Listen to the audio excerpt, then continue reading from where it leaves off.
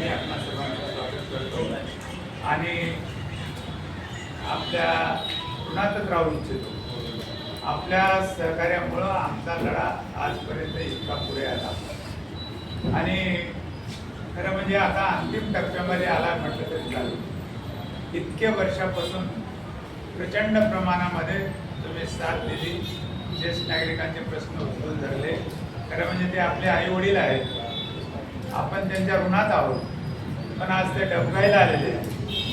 त्यांनी तारुण्यापासून ते 60 वर्ष वयाच्या ज्येष्ठ नागरिकांच्या वयापर्यंत त्यांनी कुटुंबाला सांभाळलं, आपल्या सगळ्यांना जन्म दिला, आपलं पालन पोषण केलं, आपल्याला शिक्षण दिलं, आपल्याला संस्कार घडवले आणि आता ते 60 वर्षाचे होऊन त्यांना अनेक प्रकारच्या आजाराचे ते आता बळी पडलेले आहेत. ते थकलेले आहेत.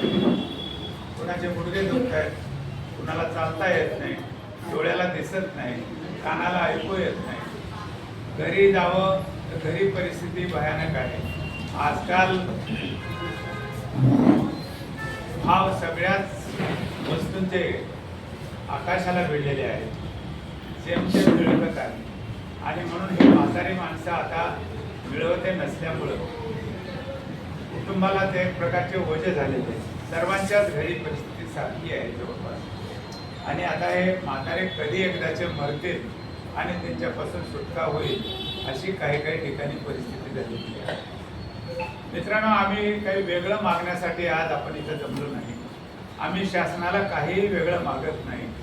शासनाने मान्य केलेल्या गोष्टी त्यांनी तंतोतंत अंमलात आणाव्यात याच्यासाठी आजची ही आपण बैठक बोलवलेली आहे, पत्रकार परिषद बोलवलेली आहे. शासनाला नम्र विनंती आहे की शासनाने आत्ता जे शासन आहे, केंद्र शासन असो की राज्य शासन असो, हे केवळ आणि केवळ ज्येष्ठ नागरिकांच्या मतामुळं आहे.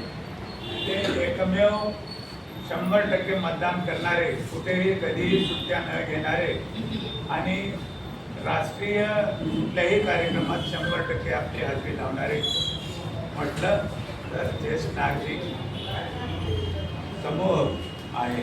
आणि त्यांच्या मतामुळं केंद्र सरकारही बनतं आणि राज्य सरकारही बनतं. आता आपण पाहिलंय आपल्या घरामध्ये 4 आणि म्हणून हे शासन घेतलेलं आहे. आज भारताची जी संस्कृती आहे, शासनाला काही मागायचं नाही. शासनाच्या नजरेला आग्रह करतोय. घरात कोणी बरं बघत नाही, समाजात कोणी बरं बघत नाही, लोकल स्थानिक प्रतिनिधी कोणी, मग तिथे मरू, आझाद मैदानात मरू. त्याच्या बैठकीत बघा 3 पक्षांनी विधेयक मांडलं, त्याच्यावर चर्चा केली.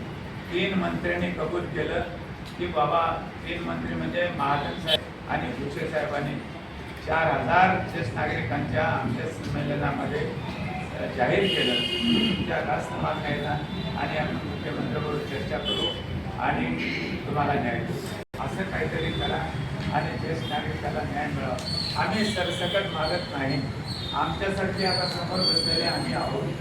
त्याच्यामध्ये डॉक्टर आणि प्रिंट माध्यमाला सुद्धा विनंती आपल्या वतीने करा, आम्ही आमच्या वतीने करा आणि सगळ्याला शासनाचं लक्ष कसं दिलं जाईल आणि आमची तळमळ काय की शासनानं मान्य केलेल्या गोष्टी फक्त तंतोतंत अंमलात आणावं. एवढं जरी केलं लगेच आभार मानते आणि